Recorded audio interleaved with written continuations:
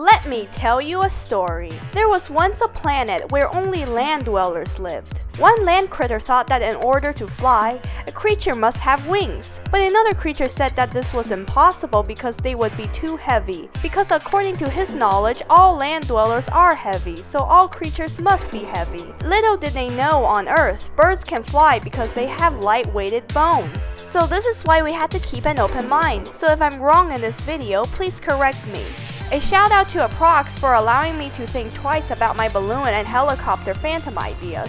This was the most interesting comment on my last video, but I'm the type who takes an eye for an eye and an argument for an argument.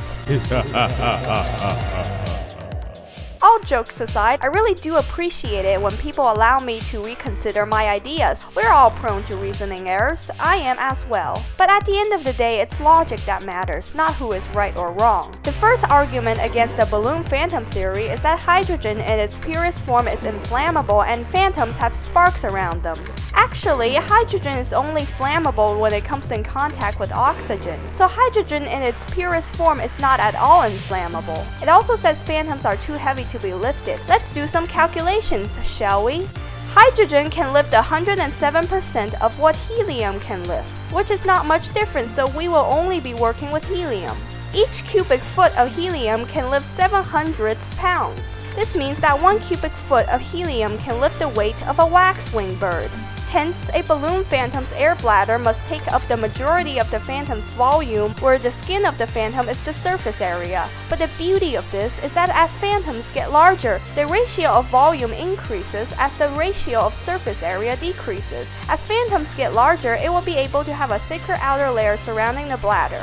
As I have stated before, phantoms must be very light in order for this to work, and I'm not completely confident about this idea.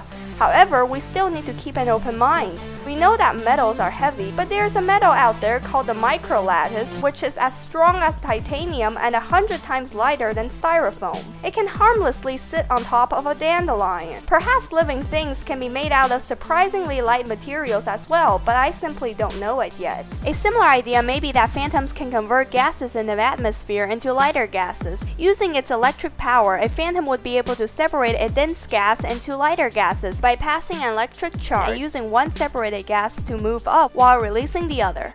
But the problem with this is that this would not work on Earth because it doesn't have a bunch of gas layers. But we would have to know that Jamai is not Earth. However, if it is too similar to Earth, it may not work.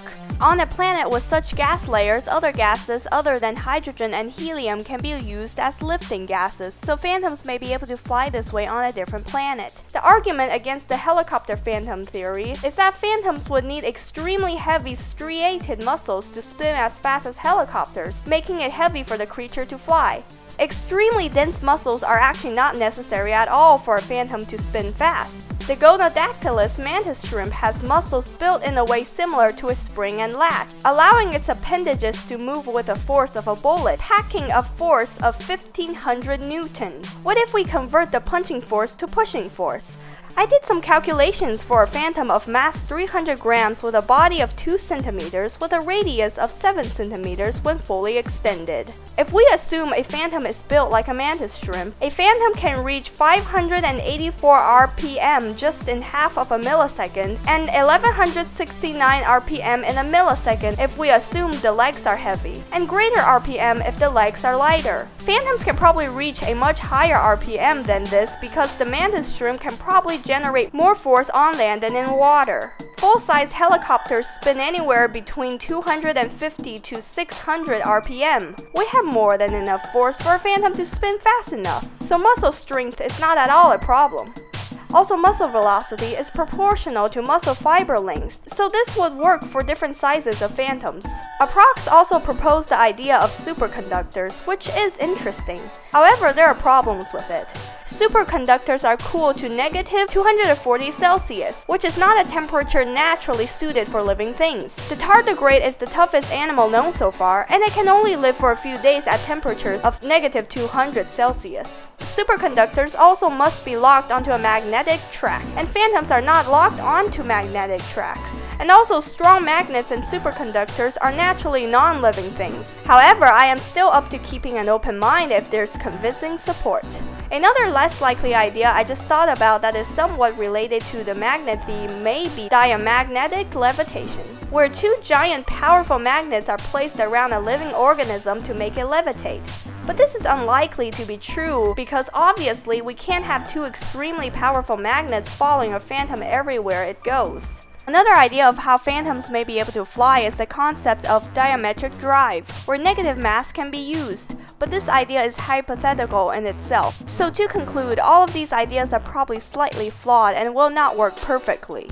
If you have counter-arguments or other ideas, I'd be curious to read about them down in the comments below.